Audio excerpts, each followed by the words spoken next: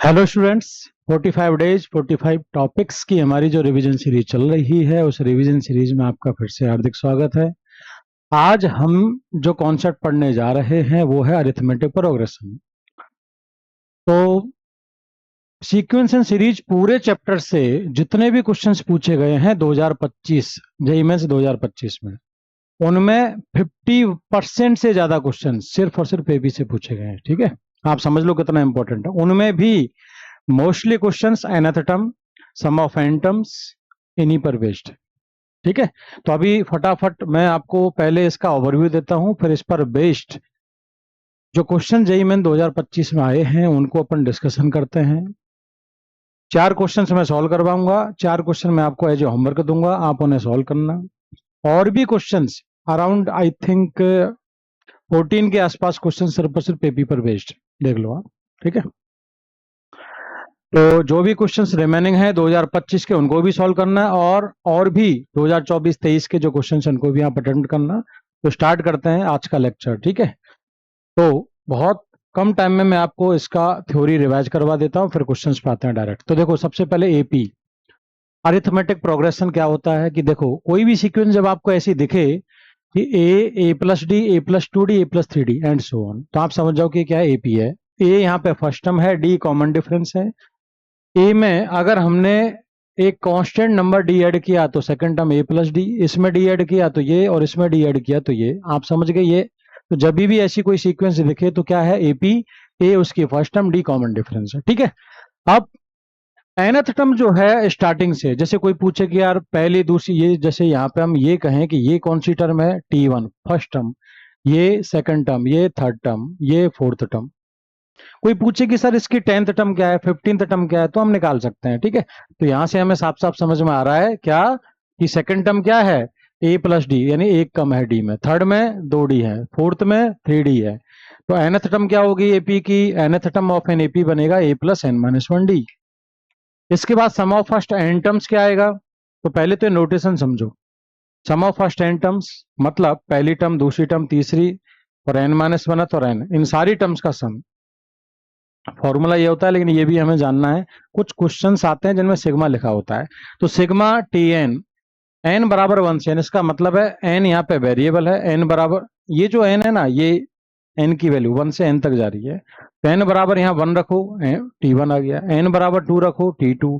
3 पे T3, और N रखेंगे तो Tn। मतलब ये सारी टर्म्स निकालते जाओ और ऐड करते जाओ। ठीक है, ये सिग्मा का मतलब है। जहां जहां आपको ऐसा सिग्मा दिखे, यहाँ पे अगर लिखा है आर और यहाँ लिखा है आर बराबर 1 से n, तो आर की वैल्यू 1 2 3 से लेकर एन पुट करो और उनको ऐड कर देना। ठीक है, ये मीनिंग हो गया। अब सम ऑफ एन टर्म्स जो है एपी का, वो होता है n/2 2a plus n minus 1d। ये हमें याद रखना है, एपी का सम ऑफ एन टर्म, जिसमें एन नंबर ऑफ टर्म्स हैं, ए फर्स्ट टर्म है, डी कॉमन डिफरेंस है। ठीक है, इसी में अगर मैं थोड़ा सा और सिंप्लीफाई करूं n/2, तो 2a plus n minus 1d को मैंने क्या लिखा, a प्लस ए, 2a को। तो a plus n minus 1d जो आपको दिख रहा है, ये nth टर्म है। तो ये nth टर्म को हम क्या कहेंगे, n टर्म्स का सम है, तो nth टर्म लास्ट टर्म होगी, तो हम कहते हैं sum of n terms n/2 a plus L.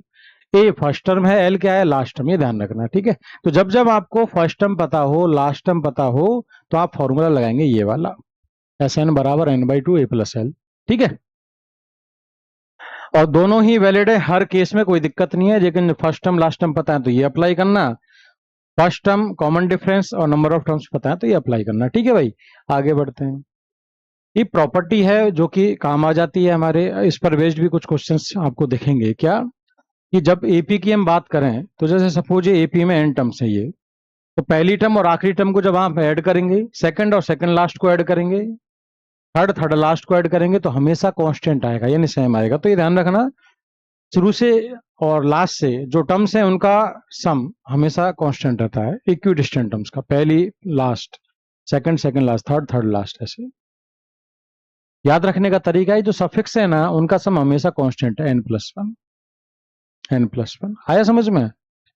Suffix का सम n-1 + 2, n-2 + 3, है ना। कुछ क्वेश्चंस आते हैं जिनमें ऐसा लिखा रहता है कि एक सम दे रखा है, तो उनमें ना उनके सफिक्स का सम देख लो, अगर वो कांस्टेंट हर जगह सेम है, तो वो टर्म्स इक्विडिस्टेंट है शुरू से और लास्ट से, और उनका सम हमेशा कांस्टेंट होगा, ठीक है। तो आप ये कॉन्सेप्ट काम में ले सकते हैं। फिर आता है कुछ क्वेश्चंस आते हैं जिनमें कई बार टर्म्स पूछ ली जाती हैं एपी में कि 3 टर्म्स बताओ एपी में, 4 टर्म्स बताओ एपी में, 5 टर्म्स बताओ। तो उसके लिए selection of terms in an AP काम आता है। 3 टर्म्स अगर आपसे एपी में पूछता है तो आप 3 टर्म्स हमेशा एज्यूम करना, a minus d, a plus d. But कब? जब आपको सम ऑफ दीज 3 टर्म्स दे रखा है, ये ध्यान रखना, ठीक है। क्यों बोले सब, जब आप इनको ऐड करोगे ना ऐसे, तो डी से डी कट जाएगा, ए प्लस ए 3 आ गया। और सपोज सम दे रखा है 24, तो ए कितना आ गया 8, ये बेनिफिट है, समझ गए।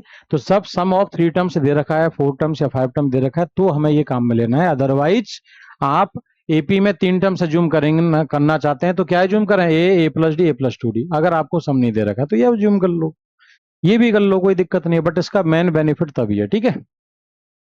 आगे बढ़ते हैं। तो 3 टर्म्स एज्यूम करनी है तो ऐसे एज्यूम करना, 5 टर्म्स एज्यूम करनी है तो a minus d, a plus D, इसमें डी ऐड कर दो, इससे डी कम कर दो, तो ये 5 टर्म्स हो जाएंगी। अच्छा ध्यान रखना, यहाँ कॉमन डिफरेंस कितना है, डी। यहाँ पे कॉमन डिफरेंस कितना है, डी। अगर 4 टर्म्स एज्यूम करनी है तो a minus d, a plus D, ऐसे 2 टर्म्स एज्यूम करना। कॉमन डिफरेंस कितना हो गया, 2d, यानी इसमें 2d ऐड करेंगे तभी आएगा। तो कॉमन डिफरेंस 2d है, तो नेक्स्ट टर्म यहाँ से कैसे मिलेगी, इसमें 2d ऐड कर दो, ए plus D plus 2d, a plus 3d, इसमें से 2d कम कर दो तो पिछली वाली टर्म आ जाएगी, ठीक है। आया समझ में? तो 4 टर्म्स आपको ऐसे मिलेंगी। कॉमन डिफरेंस ध्यान रखना है क्या है, 2d, इसका बेसिस ध्यान रखना है। पढ़ें आगे, चलो। इतनी सी बात जितनी मैंने समझाई है उसी पर बेस्ड भाई देखो कितने सारे क्वेश्चंस आप बना पाओगे, ठीक है। करें स्टार्ट। तो क्वेश्चन में साफ साफ लिखा है, क्या लिखा है वो पढ़ लो। ए एन जो है वो क्या है, एनथ टर्म। एक एपी है, उसकी एनथ टर्म क्या है, ए एन, ठीक है। तो S N, A1 A2 A3 से लेके AN, इन सबका सम SN है, मतलब सम ऑफ फर्स्ट एन टर्म से। कितना दे रखा है, 700, ठीक है। A6 अगर इतना है, इसका मतलब 6th टर्म दे रखी है। S7 इतना है, SN sum of n terms है, तो S7 क्या होगा, सम ऑफ 7 टर्म्स। ये आपको दे रखा है और पूछा है AN क्या है, मतलब nth टर्म क्या है, ठीक है भाई। तो स्टार्ट करते हैं। सबसे पहले तो आप ये देखो कि सम ऑफ n टर्म्स दे रखा है A6 और ये दे रखा है, तो ये हमारे लिए नॉन है क्योंकि यहाँ पे तो n अननोन है।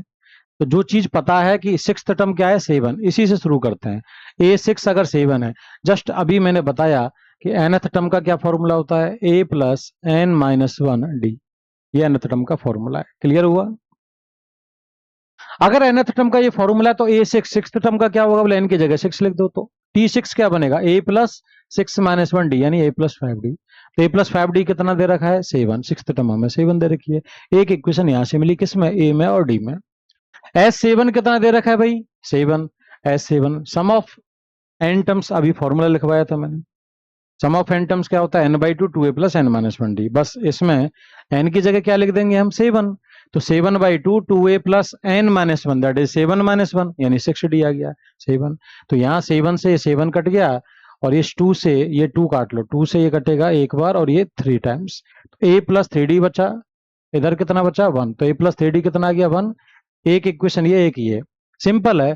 फर्स्ट में से सेकंड माइनस कर दो, तो जब दिस माइनस दिस करेंगे तो a कट जाएगा, a माइनस a कट गया। 5d माइनस 3d कितना आया, 2d। तो आपका बचेगा कितना, 2d। और राइट में 7 माइनस 1 दैट इज 6 बचेगा। तो भाई 2d अगर 6 है तो d कितना है, 3, d आ गया 3। d बराबर 3 आप किसी भी एक इक्वेशन में पुट कर दो। सपोज मैंने यहाँ d बराबर 3 रखा, तो a, तो यहाँ क्या बनेगा, a प्लस 5 इंटू 3 कितना आ गया, 15, और ये 7 है। तो a कितना आ जाएगा, 7 माइनस 15 दैट इज -8। अब आपको a पता है, d पता है, n अननोन है हमारा, उसके लिए हमें ये इन्फॉर्मेशन दे रखी है। क्या, सम ऑफ n टर्म्स कितना दे रखा है, 700।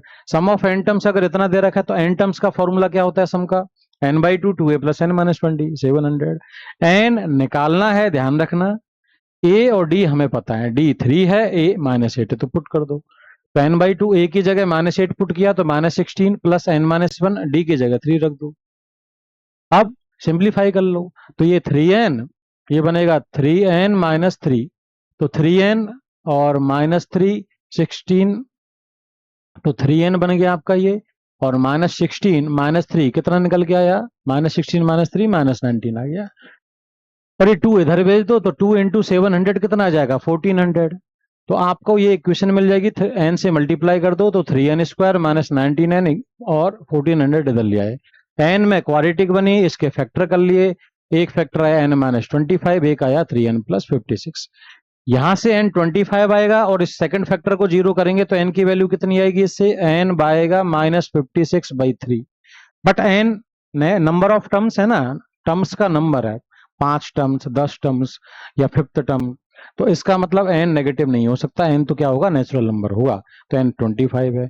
आपसे पूछा क्या है, ए एन मतलब nth टर्म पूछी है, और n कितना है 25, यानी 25th टर्म पूछी है। तो ए एन मतलब a25, और a25 nth टर्म का फॉर्मूला भी हमने बताया था, a plus N minus 1d। तो a प्लस एन माइनस 1 मतलब 25 माइनस 1 दैट इज 24d। ए आपका कितना है -8 और डी कितना है 3, तो -8 प्लस 24 इंटू 3 पुट कर दिया। तो 24 इंटू 3 कितना आया 72, -8 64, सो आंसर इज 64। अब आप समझे, सिर्फ और सिर्फ सम ऑफ एन टर्म्स और nth टर्म पर बेस्ड ये आपका प्रॉब्लम है, nth टर्म के फॉर्मूले पर बेस्ड। आया समझ में? चलो बढ़ते हैं नेक्स्ट क्वेश्चन पे। नेक्स्ट क्वेश्चन है हमारा, number of terms in an AP is even. देखो एक एपी है, उसमें एन जो नंबर ऑफ टर्म्स है वो इवन है, ठीक है। Sum of all odd terms, odd terms मतलब ऑड पोजीशन पे जो टर्म्स है, पहली टर्म, तीसरी टर्म, पांचवी टर्म, इन टर्म्स का जो सम है वो कितना है 24। और सम ऑफ ऑल इवन टर्म्स कितना है 30, ठीक है। Last term exceeds first term, last term पहली टर्म से ज्यादा है कितनी 21/2, ये हमें डेटा दे रखा है। तो then number of terms which are integers, तो जो एपी है उसमें कितनी टर्म्स ऐसी होंगी जो कि इंटीजर होंगी, कितनी टर्म्स, ये हमें पूछा है, ठीक है। तो सबसे पहले तो नंबर ऑफ टर्म्स इवन है, तो आप चाहें तो एन भी एज्यूम कर सकते हैं या 2n एज्यूम कर लेते हैं। तो हमने क्या किया 2n एज्यूम कर लिया, 2 इंटू एन नंबर है तो मतलब इवन नंबर आएगा। तो नंबर ऑफ टर्म्स क्या एज्यूम कर ली हमने 2n, ठीक है। अब उसने क्या कहा कि जो ऑड प्लेसेज पर टर्म्स हैं उनका सम कितना है 24। इसका मतलब पहली टर्म, तीसरी, फिफ्थ और सेवंथ से लेकर 2n-1 टर्म, इनका सम कितना है 24। और इवन टर्म्स का सम कितना है 30, तो सेकंड, फोर्थ, सिक्स्थ और ये 2n, ये इवन पोजीशन वाली टर्म है, इनका सम कितना है 30, ये हमें दे रखा है, ठीक है। अब क्या करें, देखो दो तरीके हैं क्वेश्चन को यहाँ से लीड करने के। एक तो ये कि इसमें n टर्म्स का सम का फॉर्मूला लगा लें, एक इसमें भी n टर्म्स का सम का फॉर्मूला लगा लें, दोनों को फिर सॉल्व कर लेंगे, वहां से बात बन जाएगी। लेकिन मैं जो बता रहा हूं वो काम की चीज है। क्या, जब जब आपको ऑड प्लेसेस का सम इवन प्लेसेस की टर्म्स का सम दे रखा हो, तो इवन प्लेसेस की टर्म्स में से ऑड प्लेसेस की जो टर्म्स हैं उनका सम माइनस कर देना। क्यों? तो मैं कह रहा हूं कि सेकंड में से फर्स्ट माइनस करो। फायदा क्या है, जब दिस माइनस दिस करेंगे तो देखो T2 में से T1 माइनस करो, T2 minus T1 plus T4 minus T3 plus T6 minus T5, चलता जाएगा T2n माइनस दिस, और बराबर में 30 माइनस 24। इससे क्या फायदा हुआ सर, इससे ये बेनिफिट हुआ कि second term minus first term मतलब कॉमन डिफरेंस। सेकंड टर्म कैसे मिलती है, फर्स्ट में डी ऐड करके, fourth minus third common difference. अरे एपी की डेफिनेशन है ये, किसी भी टर्म में से उसके पहले वाली टर्म माइनस करोगे तो हमेशा कॉमन डिफरेंस मिलेगा, तो ये बेनिफिट है। कई बार तो डी पर बेस्ड ही क्वेश्चंस आ जाते हैं, ठीक है। तो ये याद रखना भाई, बहुत काम की चीज है, ठीक है। तो हर जगह आपको डी डी डी मिलेगा। कितनी बार मिलेगा, बोले जितनी ये टर्म्स हैं। तो भाई कितनी टर्म्स है, बोले देखो टोटल 2n टर्म्स हैं, आधी यानी n टर्म्स इवन होंगी और n टर्म्स ऑड होंगी, तो इवन ऑड, तो इवन में से ऑड माइनस करें तो n टर्म्स है, n बार d आएगा, तो d d d n terms है, तो सम कितना बना n इंटू डी, कितना है 6। आया समझ में, n इंटू डी आ गया आपका 6। तो अब क्या करें सर, t, अब आपको एक चीज और दी है, last term exceeds first, last term जो है पहली टर्म से 21/2 ज्यादा है, तो ये आपकी 2nth टर्म जो है वो लास्ट टर्म है, ये पहली टर्म है 21/2, लास्ट टर्म फॉर्मूला लगा दो a प्लस 2n-1d माइनस ए, और ये आ गया a से, यहाँ ए से ये ए कट गया, ठीक है। तो 2n माइनस ये आ जाएगा 2nd माइनस डी, और ये 21/2। अब एन डी देखो अपन को यहाँ निकला है, तो ये पुट कर दो यहाँ, एन डी कितना आया 6, तो यहाँ पुट कर दो एन डी की जगह 6। जब एन डी की जगह 6 रखेंगे तो 2 इंटू 6 माइनस डी इतना आ जाएगा, ये 12 माइनस डी इतना है, तो डी राइट में ले जाओ, इसको इधर ले आओ, तो डी कितना आएगा 12 माइनस 21/2, तो 24 माइनस 21 यानी 3/2, डी आ गया 3/2। डी इक्वल टू 3/2 आप इस इक्वेशन में पुट कर दो, दैट इज एन डी बराबर 6 में, तो एन इंटू 3/2 6, तो एन कितना आ जाएगा, यहाँ से 3 से कटेगा ये 2 बार, और 2 इंटू 2 4, एन आ गया 4। टोटल टर्म्स कितनी है ज्यूम की थी हमने 2n, तो एन अगर 4 है तो टोटल टर्म्स कितनी हो गई 2 इंटू 4 दैट इज 8, तो टोटल टर्म्स 8 हैं। अब आपको डी पता है, एन पता है टोटल टर्म्स, बट ए नहीं पता है। अब हमें एक काम करना पड़ेगा कि ये जो सम है, सम ऑफ क्या है, ये फर्स्ट एंड ऑड प्लेसेस की जो टर्म्स हैं उनका है। अब है टर्म तो टोटल 2n टर्म्स थी ना, तो n टर्म्स ही n ही है, तो ये n टर्म्स है। बट ध्यान रखना यहाँ पे जो कॉमन डिफरेंस है वो d नहीं है। क्या होगा यहाँ पे कॉमन डिफरेंस? 2d। क्यों? बोले सर पहली और दूसरी में d का अंतर होता है, दूसरी तीसरी में d का होता है, तो फर्स्ट और थर्ड में कितने का गैप है? 2d का। तो फर्स्ट थर्ड में 2d का गैप, सेकंड और थर्ड और फिफ्थ में 2d, 2d के गैप में आ रहा है ये, ठीक है। तो इसमें n टर्म्स का फॉर्मूला लगा देंगे, तो सम कितना आ जाएगा? n by two, two a first term क्या है? पहली टर्म है, और 2a प्लस n माइनस 1, और d क्या आ जाएगा? कॉमन डिफरेंस 2d, ये है आपका 24। ठीक है, तो ये जो मैंने लिखा है यही यहाँ यूटिलाइज किया है। इसमें n 4 रख दो, a हमें निकालना है, और d की जगह क्या लिख दो? 3, d बराबर 3 लिखा, ठीक है। सॉरी, d हमारा 3/2 था, और 2d बनेगा 3, तो 2d बन गया 3। तो ये कटा कितनी बार? 2, और ये कटा 12, और 12 में से 9 कम करेंगे तो 3, 2a अगर 3 है तो a कितना आ गया? 3/2। अब a पता है, d पता है, सब पता है ना। ये कितना है? 3/2, दैट इज 1.5, और d कितना है? 1.5, a भी 1.5, तो पहली टर्म है 1.5, उसमें d ऐड करेंगे, d मतलब 1.5, तो 3 आएगा। फिर उसमें d ऐड करेंगे, नेक्स्ट टर्म ऐसी तो मिलती है, पहले ही पढ़ा था, a plus D, a plus 2d, तो 1.5 इसमें ऐड किया तो 4.5, फिर 1.5 ऐड किया तो 6, फिर 1.5, 1.5, 1.5, 1.5, तो आपको ऑल टर्म्स आ गई। कितनी टर्म्स थी हमारी? 8। हमें साफ साफ दिख रहा है क्या कि सर ये 3 इंटीजर है, 6 इंटीजर है, 9 और 12, यानी टोटल 8 टर्म्स में सिर्फ 4 टर्म्स हैं जो इंटीजर है। तो यही हमसे पूछा था कि कितने इंटीग्रल टर्म्स हैं, तो कितने इंटीग्रल टर्म्स हैं? 4। आई थिंक क्लियर है ये। नेक्स्ट क्वेश्चन पे आते हैं फटाफट। देखो नेक्स्ट क्वेश्चन क्या कह रहा है, ऐसा जेईई एडवांस में भी क्वेश्चन आया है, ठीक है। समझ लो क्या कह रहा है। Consider an AP of positive integers. ध्यान रखना क्वेश्चन ने कह दिया पहले ही कि जो एपी है वो पॉजिटिव इंटीजर्स की एपी है, ठीक है, यानी ऑल टर्म्स उसमें एपी हैं। तो sum of first 3 terms, first 3 terms का सम आपको दे रखा है कितना? 54। तो फर्स्ट 3 टर्म्स का सम 54 दे रखा है, तो 3/2 2a plus n minus 1d, यानी 3 माइनस 1d 2d आ गया, ठीक है। तो 3 से कटेगा 18 टाइम्स, और 2 से काट लो इसे, a प्लस डी, तो a प्लस डी कितना आ गया? 18। पहली इक्वेशन तो यहां से मिली। नेक्स्ट क्या कह रहा है? Sum of first 20 terms lies between 1600 and 1800। तो 11th टर्म क्या है ये पूछा है आपसे, ठीक है। तो थोड़ा सा एक अच्छा क्वेश्चन है। तो क्या कह रहा है आपसे? देखो सम ऑफ फर्स्ट 20 टर्म्स, तो पहले तो 20 टर्म्स का सम निकाल लेते हैं। 20 टर्म्स का सम क्या आएगा? n/2 2a plus n minus 1, मतलब 20 माइनस 1d, क्या गया। अब बोले 2 से 20 कटा 10 टाइम्स 2। अब इसमें क्या होता है कि एक ही इंफॉर्मेशन आपको दे रखी कि 20 टर्म्स का सम यहां से यहां है, और 11th पूछ लिए। एक ही इंफॉर्मेशन से दो अननोन कैसे आएंगे? उसके लिए क्या कर रहे हैं कि भाई एक इक्वेशन ये है, इसको आप यहाँ यूटिलाइज कर लो, क्या कि इसमें से a बराबर 18 माइनस डी आप यहाँ पुट कर दो, a की जगह 18 माइनस डी, उससे क्या होगा? सिंगल वेरिएबल आ जाएगा, ठीक है। तो क्या कर रहे हैं? बोले ये कितना बन गया अब? 36 माइनस 2d प्लस 19d, तो 36 और ये प्लस 17d, ये आपका 20 टर्म्स का सम आ गया। क्वेश्चन में गिवन है कि 20 टर्म्स का सम 1600 और 1800 इन दोनों के बीच में है, तो 20 टर्म्स का सम इन दोनों के बीच में है। अब ये हमने उठा के यहां लिख दिया, तो 0 से 0 कट गई, ठीक है। अब क्या है? बोले 160 और 36 प्लस 17d, ये 36 दोनों तरफ कम कर दिया तो ये आ गया। अब क्या करें? 17 से डिवाइड कर दो, फिर 17 से डिवाइड के तो अप्रोक्स इतना आ रहा है। 7.2 एग्जैक्ट से मतलब नहीं है, बस आप तो रफ आइडिया लो कि यार इंटीजर के बाद डेसिमल का एक पॉइंट आ जाए बस, तो 7.2 अप्रोक्स है, और ये 8.4 अप्रोक्स है। 7.2 और ये यहाँ के बाद, अब ये तो इनइक्वलिटी है सर, तो इससे क्या ऐसे पता चला है? तो देखो ये अब इंपॉर्टेंट बात है, क्वेश्चन में गिवन है कि जो एपी है वो पॉजिटिव इंटीजर्स की है, यानी ऑल टर्म्स पॉजिटिव इंटीजर्स हैं। इसका मतलब जैसे समझो थोड़ी देर के लिए 5, 9, 13 ऐसी कोई एपी है सपोज, तो कॉमन सेंस है यार, अगर ये एपी में ऑल टर्म्स इंटीजर हैं तो किसी भी टर्म में से उसके पहले वाली टर्म माइनस करते हैं तो कॉमन डिफरेंस मिलता है। तो यहां जैसे एग्जांपल के तौर पे क्या मिल रहा है? 4। तो सिंपल सी बात है, जब सारी टर्म्स इंटीजर हैं, कॉमन डिफरेंस निकालोगे तो किसी भी टर्म में से उसके पहले वाली माइनस करना, तो इंटीजर माइनस इंटीजर इंटीजर ही तो आएगा। तो हमें जो कॉमन डिफरेंस मिलेगा वो इंटीजर होगा। ये इस क्वेश्चन की खास बात है जो हमें पता करना था।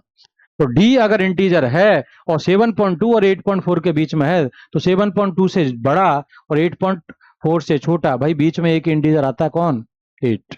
ये नंबर लाइन है आपके, यहाँ पे 7.2, यहाँ पे 8.4, बीच में एक ही इंटीजर फंसा कौन, 8। तो डी पता चल गया, डी 8 है।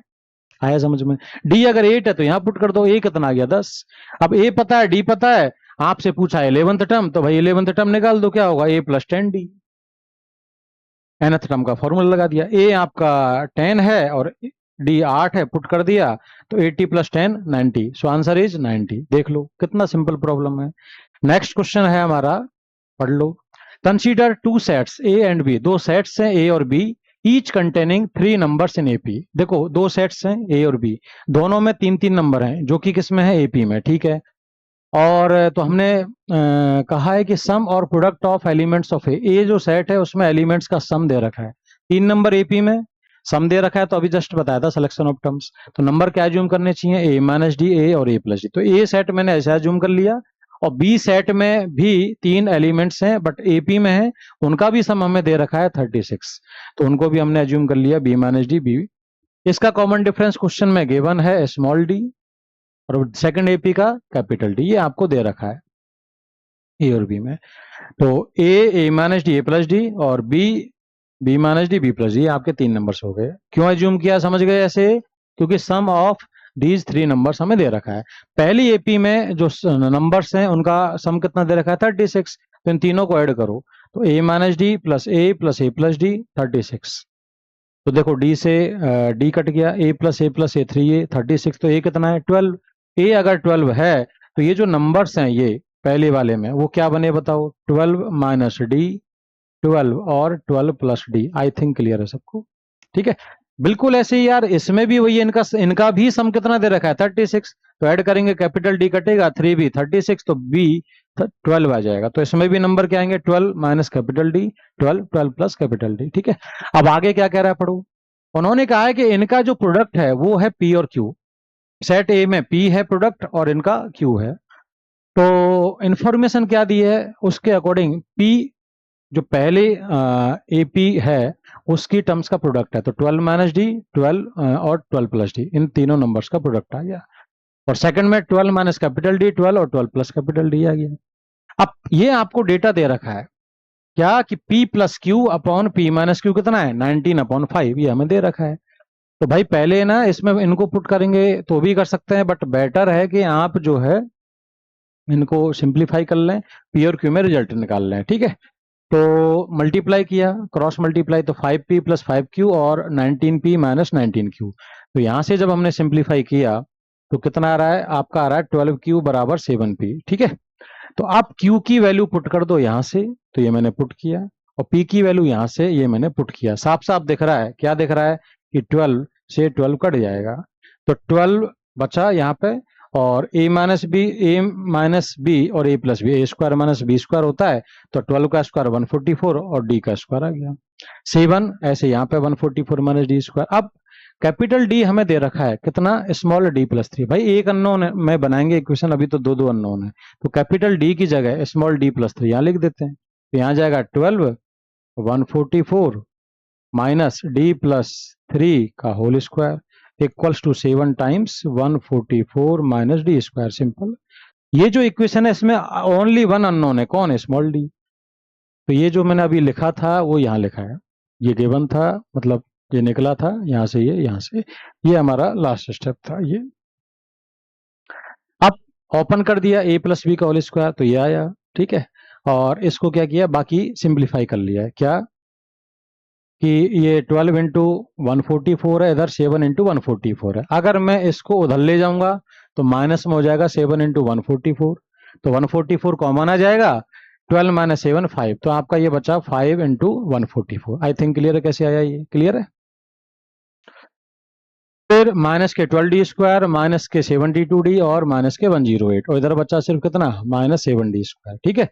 सब कुछ राइट में ले जाएं तो 12d स्क्वायर प्लस में हो जाएगा, 12 माइनस 7 5d स्क्वायर, और उधर जाके प्लस 72d, और ये कैलकुलेट करेंगे तो आएगा -612 राइट में। इसके फैक्टर कर लो स्प्लिटिंग द मिडिल टर्म, तो ये फैक्टर हो गए इसके, तो इसके फैक्टर निकल के आए कितने, ये यहाँ से डी की दो वैल्यू आ रही है, डी या तो 6 होगा या इतना होगा। क्वेश्चन में गिवन है साफ साफ कि डी क्या है, पॉजिटिव, तो हमें डी क्या लेना है, पॉजिटिव। तो देखो भाई यहाँ हमने डी लिया 6। अगर स्मॉल डी 6 है तो कैपिटल डी तो हमने लिया है ना, यहाँ पे कितना है, डी प्लस सी। तो ये 6 + 3 रखेंगे तो कैपिटल डी कितना जाएगा, 9। अब स्मॉल डी कैपिटल डी पता है, आपसे पूछा है क्वेश्चन में पी माइनस क्यू कितना है, तो पी जो अभी हमने लिखा था पी, वो ये रहा। इसमें आप स्मॉल डी की जगह 6 लिख दो, तो 6 लिखेंगे तो क्या बनेगा, ये 12 - 6 इंटू, ये 12 है, इंटू 12 + 6 दैट इज 18, तो 6 12 18 ये आ गया।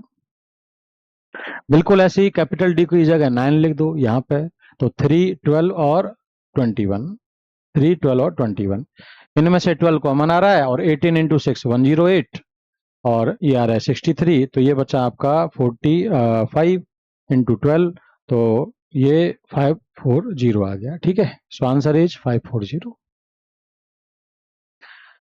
क्लियर हुआ? नेक्स्ट, चलो आया समझ में? तो जो मैंने प्रॉब्लम्स करवाए उन्हीं बिल्कुल ऐसे ही आपको और भी क्वेश्चन दिखेंगे, आप उनको सॉल्व करना। ठीक है, और ये क्वेश्चन आप सॉल्व करना ट्राई करना, ये एक ये एक ये वाला और एक ये वाला। ठीक है, इन क्वेश्चंस को ट्राई करना। क्लियर है भाई? और बहुत बड़ा वाला थैंक यू। ठीक है, मिलते हैं नेक्स्ट लेक्चर में, तब के लिए ऑल द बेस्ट।